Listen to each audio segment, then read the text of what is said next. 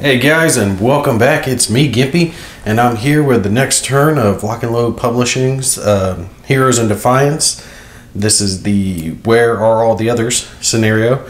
This is going to be turn 3. Before we get cracking at that, just a couple things. I will be doing the drawing for the Gimpy's Game giveaway for this month here probably tomorrow. Actually, I'm going to be doing it real soon.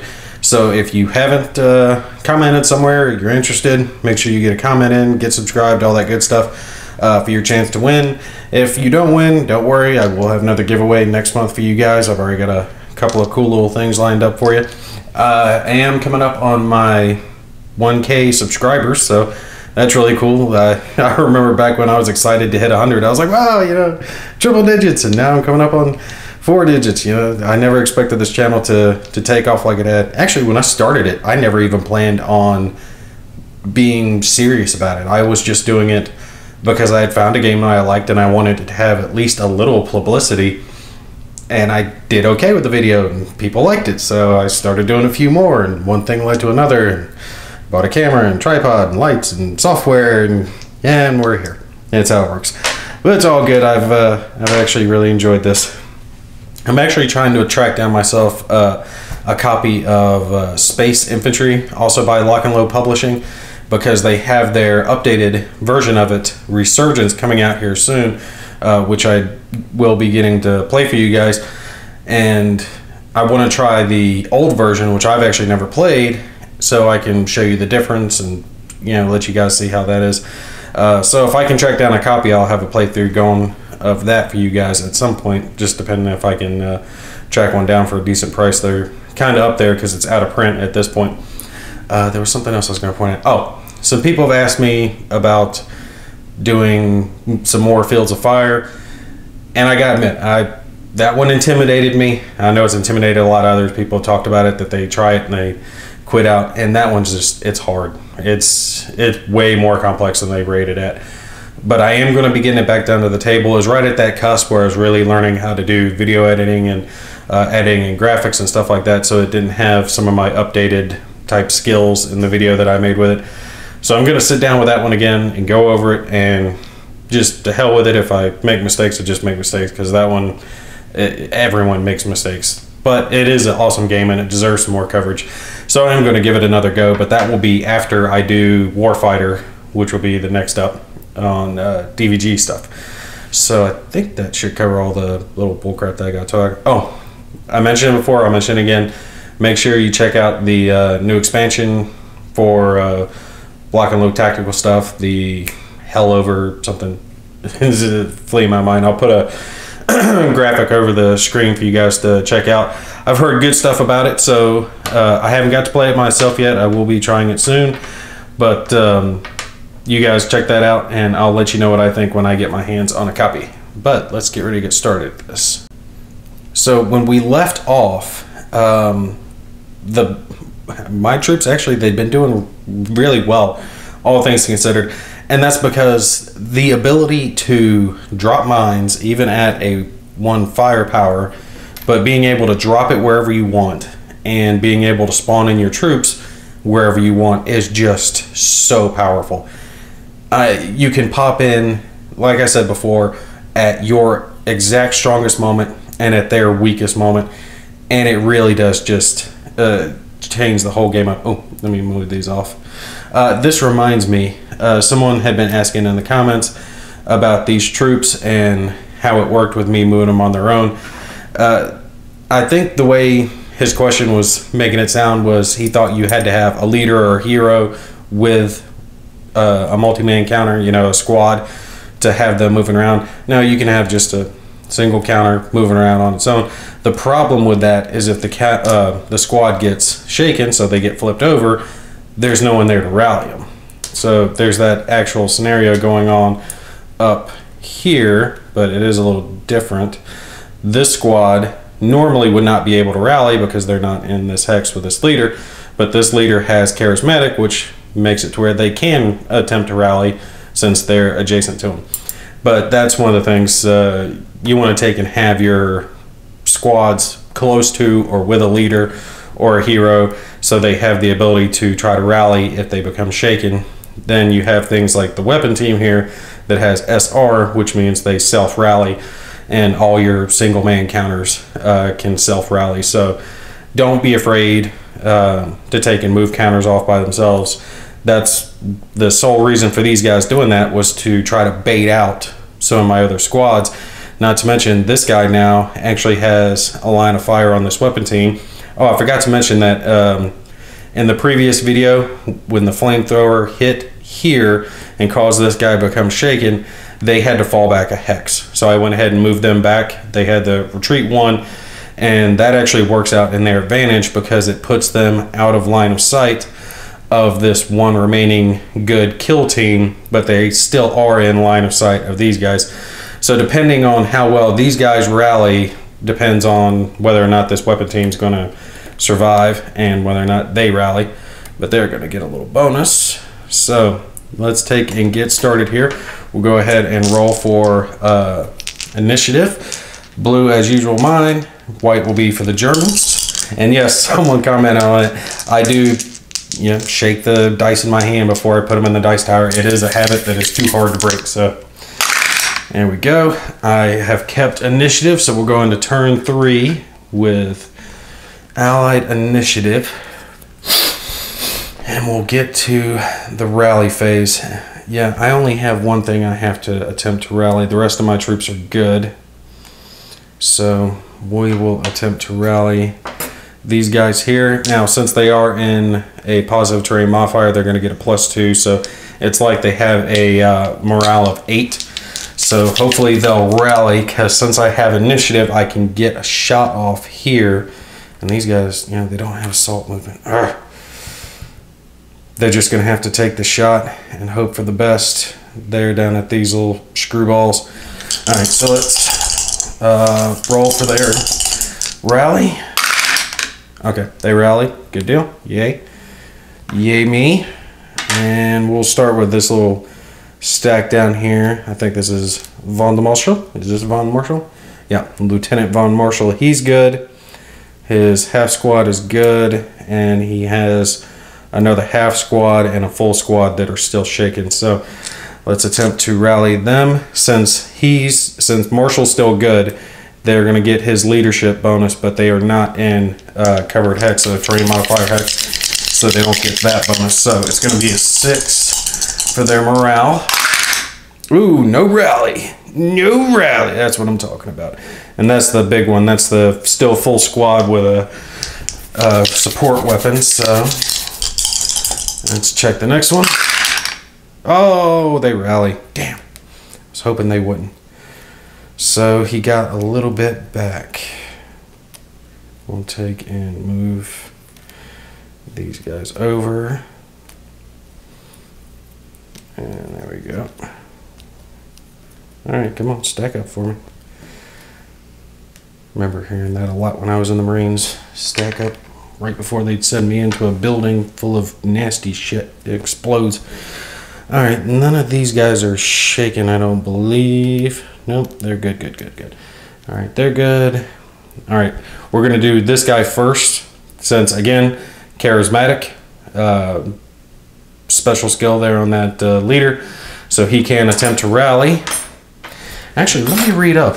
Does he get the leadership bonus? I would assume he would get the leadership bonus. Take a look at our little thing here. This leader is revered by his men. He can rally units in his own hex and adjacent hexes. Alright, so I'm going to treat that just like if he was in the hex. So he will get... Oh, no, he won't get. Okay, so I got to do that the other way. Since this leader, I forgot, he is shaken, he has to rally first. So we got to see if he rallies, and then we'll take and do the ones that are next to him. So let's take and do him. This is, who is this? Lieutenant Herman. If Herman rallies, then he can attempt to rally all the guys there around him. If he does not rally, that's bad juju. And they're in the open, so it's just a flat 6 that he needs to beat. Let's see if he gets it. 7. No dice. That's what I'm talking about, big boy. All right, so no, he does not get to rally. Lieutenant Herman, that is Herman, yeah. I think everything, yeah, this is the stack that I just tore apart. And he doesn't have a support weapon. Yep, that's one move, and they're done. Oh, what do I do first? And do mines go off and hit my own guys? That's what I'm wondering now. Ah, crap, I gotta look this up. I'm gonna say the mines would hit my own guys, because now I'm thinking that maybe I send one of my little half squads and just have them go boop, boop, and take out everything in one go. Just one little go there, and they'd wipe it out. That'd be a great first turn and worth risking our weapon team down here. Let's look up mines. I'm gonna say the mines are gonna take and hit my own guys as well. What page are, I think it's 55. Mines, markers attack enemy units that enter their hex with a firepower printed. Okay. Mines attack, yes. Cannot be played. Friendly units are not attacked when entering a hex, but must pay additional MP to enter the hex. Okay. So he can take and enter it, but he has to pay a movement point. Let's see.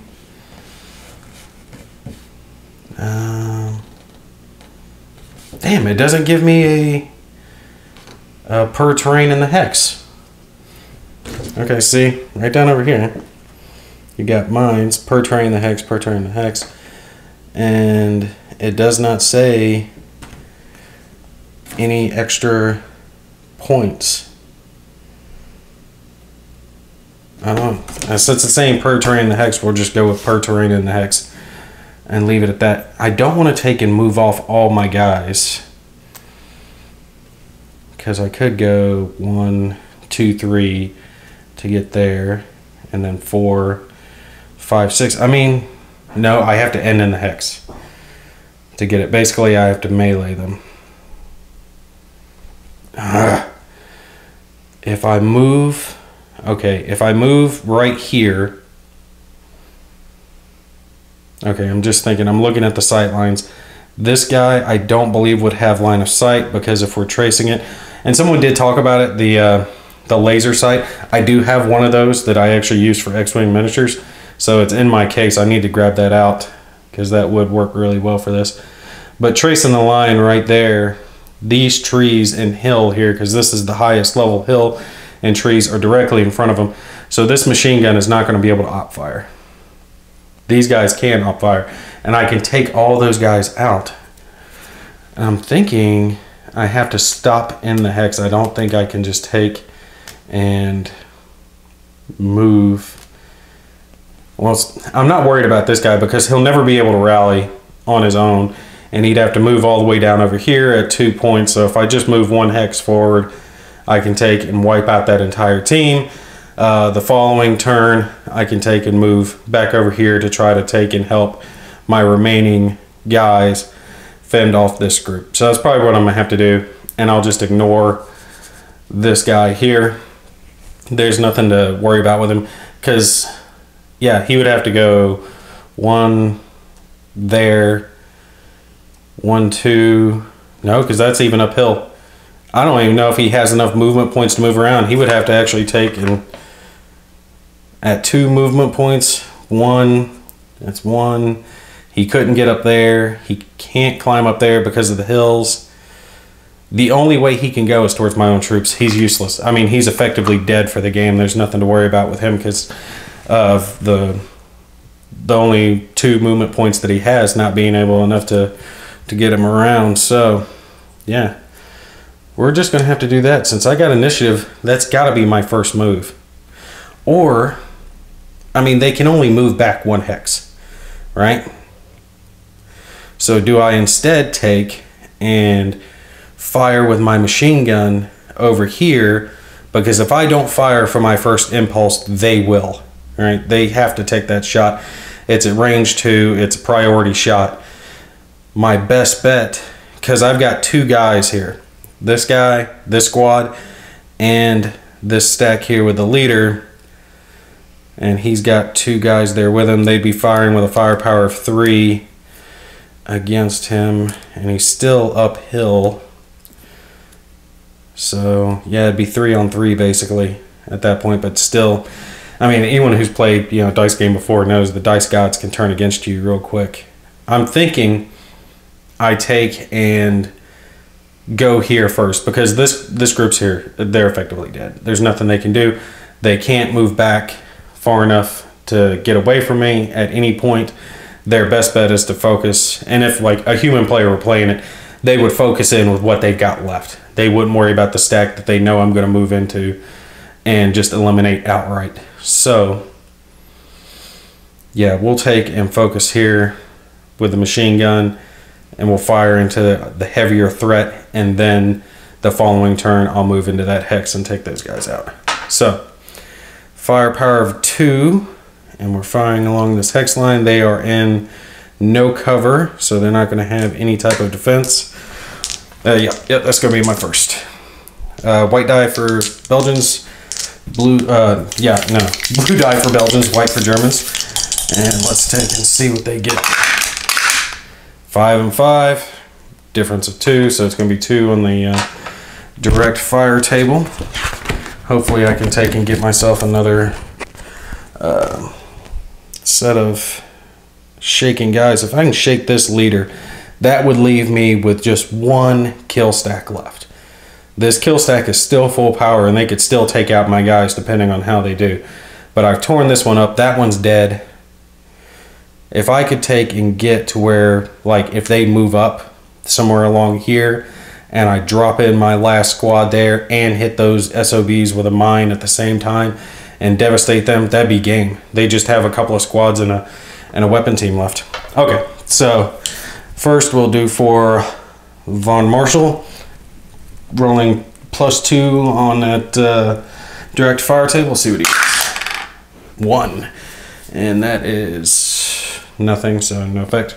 Oh, and I realized I forgot, I think I missed a possible hero generation up here somewhere in the previous turn, but it's no big deal. All right, and that's not applicable with him rolling a 1 because he's a leader. It needs to be a squad. All right, so the half squad there, rolling 2, so their effective morale is 6 thanks to Von Marshall passing his.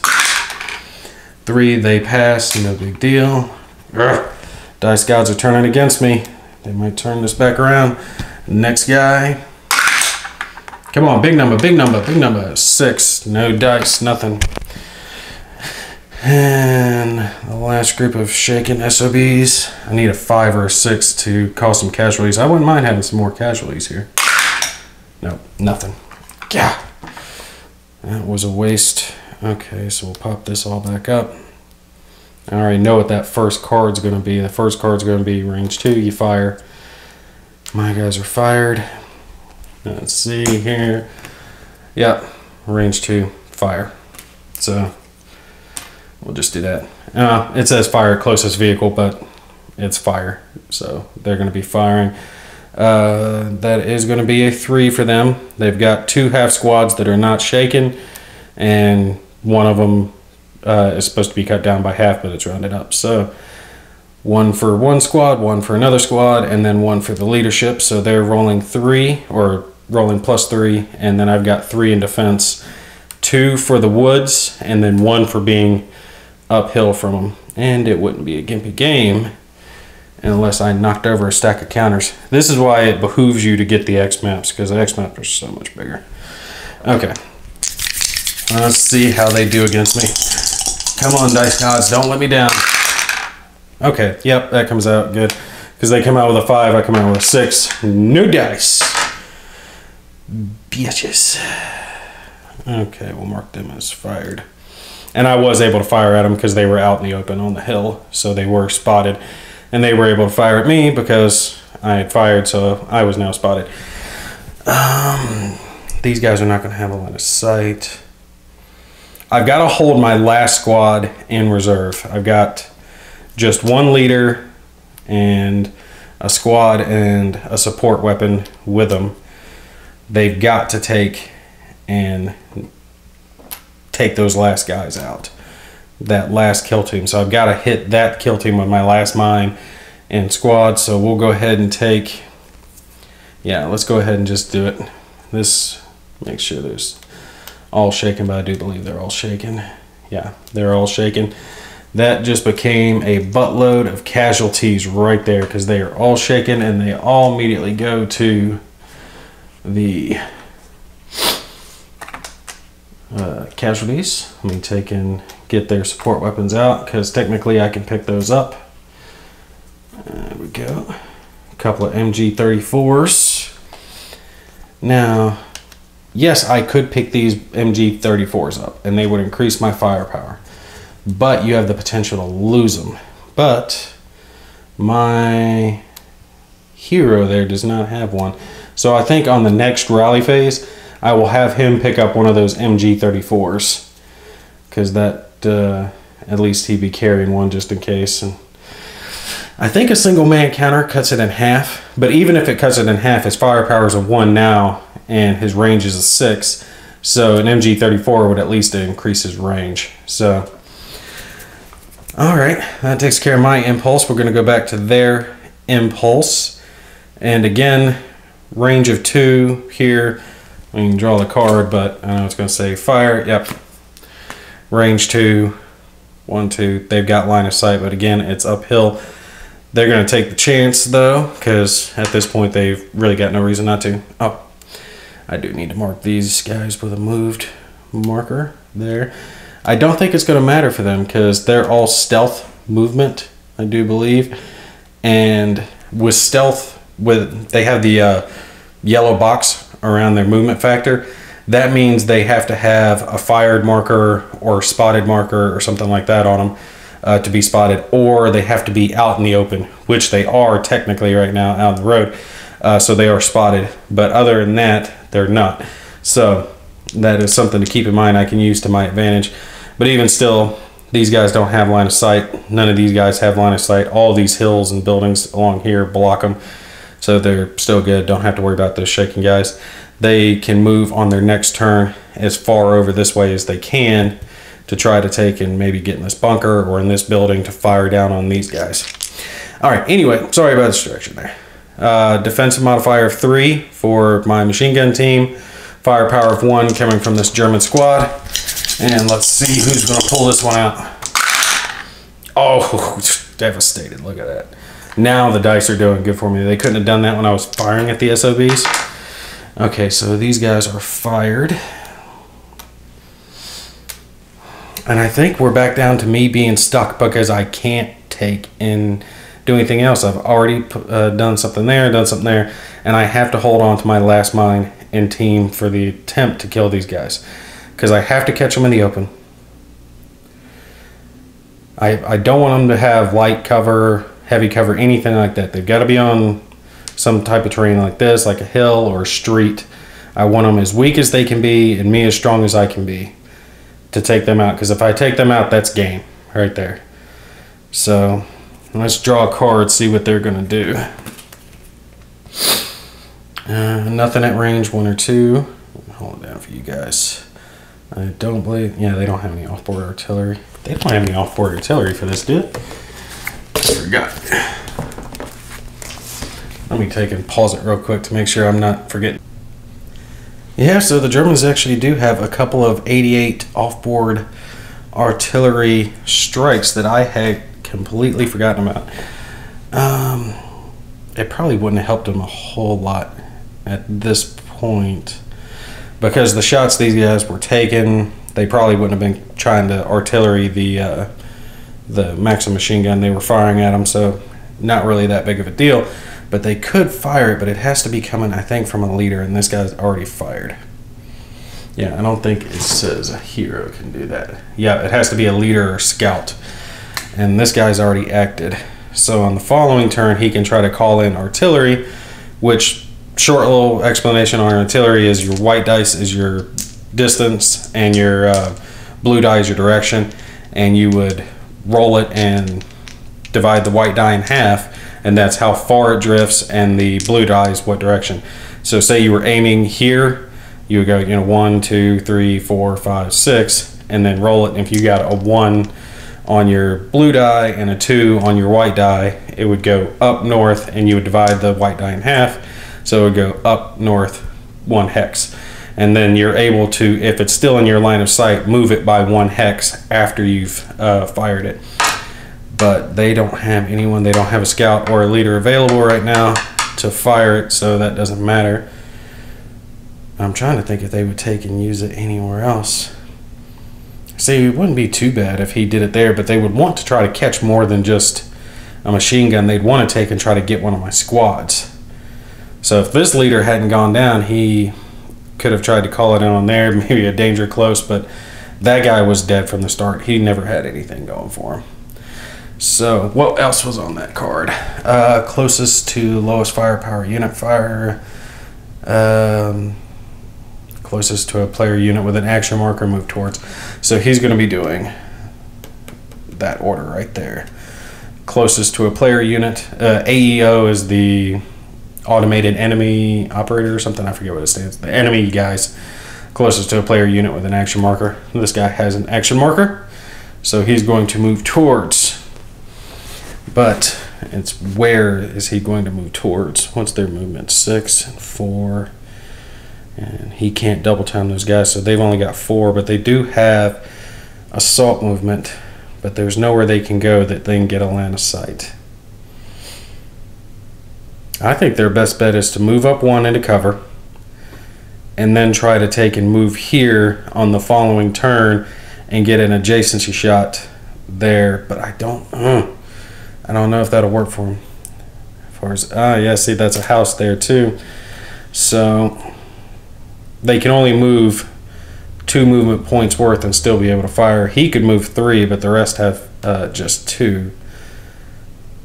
So they'd have to be moving into a clear hex or something that only costs 2 movement points. How much is a building? Let's look here. Yep, leg units is 2. So if he goes here on this turn, and there on the following turn, they can take and fire at him on the same turn. Or, I mean, I guess they could just go ahead and move there now. No, wait, they couldn't. That would violate stacking limits, because this guy's already got 3 squads. Yep. So they will just take and move up 1 north, because there's really nowhere else for them to go, because they can't get there and they can't get any farther than that, and they already have 3 squads, and you can only have 3 squads in a hex. So yep, that's gonna be it. We will give them a stealth moved marker though, since they only moved 1 hex. Effectively they can take and move just 1 hex, expending all their movement points to get a stealth marker, which means they're effectively not spotted. What about this SOB? It's 2 to move up into that building, and yeah, he's probably just gonna have to move there. I'm just going ahead and getting this guy out of the way, because he's not gonna be able to do anything. Well, does he have line of sight? Let's see. Yeah, I think he does have a line of sight. Pull this guy out of the way. I think that building is blocking that. Let me check. Yep, that's blocking terrain. So he's not going to be able to see from down here on the bottom of this ridge here. The building and this hex is going to block him off. I'll use a tweezer so I'm not knocking everything around. The building here is blocking him off from being able to see up here. So he will just take and move into this hex and take and join his old compadre there. Let's see, that's +1 for going up, and then 2 for the building, so he could go 1 more.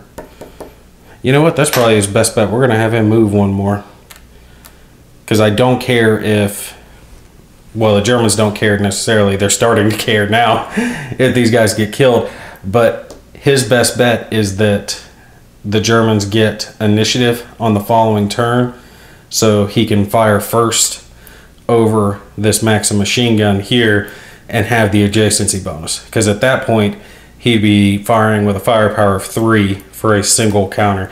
That is not bad right there. At that point he can do some serious hurt. I think that's going to complete it. Actually, I'm thinking this Maxim machine gun's got to take, or not Maxim, the MG34's got to move up. They are doing literally no good where they're at. The end of this game is going to be over here because I know these guys are moving back. My next squad is going to pop up here somewhere. It's probably going to pop up when these guys move into one of these empty hexes over here after they get done killing my machine gun. Unless he survives. It'd be hilarious to me if I didn't lose any troops on it. But I mean, you can see how powerful it is. It is so overpowered to be able to drop a mine and your guys right next to the enemy at any point. It just makes it unbelievably powerful because you're hitting them, you know, on an opposed die roll with massive amount of firepower twice. The mine isn't a lot of firepower. It's still 1 firepower, but if you get a good lucky roll on it like I did here, all the guys were shaken and that was it, you know. After that, the rest of my shots were able to tear them apart. But yeah, that's going to be my strategy on that. So these guys are going to have to move up. We will take a go 1, 2 right there for them because they really don't have to worry about anything else. And I think it's this line here. It's wherever H is. I think it's this one. My guys can't spawn east of that. They can only spawn on this side of the map. So basically the left half of the map is where I can spawn my guys. So they'll move there, and then the following turn they can move there and have a little bit of overwatch going on because there is a little raised hill here and he'd be able to see my guy there. And if I dropped any of my other guys in any of these 2 X's here or here, he'd have a line of sight from there. So that will move him into a more advantageous position.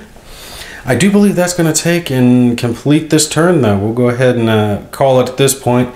But if I had to bet money, I think the Belgians are going to come out on top on this one. And I would not have pegged that there at the start. I am still curious to see what the events are here, because that's where the Germans have to get to, and some event happens to it. I need to take and do a scenario for you guys out of the compendiums. I haven't done one of that yet. They have some neat maps and scenarios in there that you guys probably haven't seen before, because I don't think too many people have those compendiums, but they are sweet. Check out the video I did on those things if you haven't already. All right, but that's going to be it. I'll stop rambling for now. You guys take care. I will see you in the next one.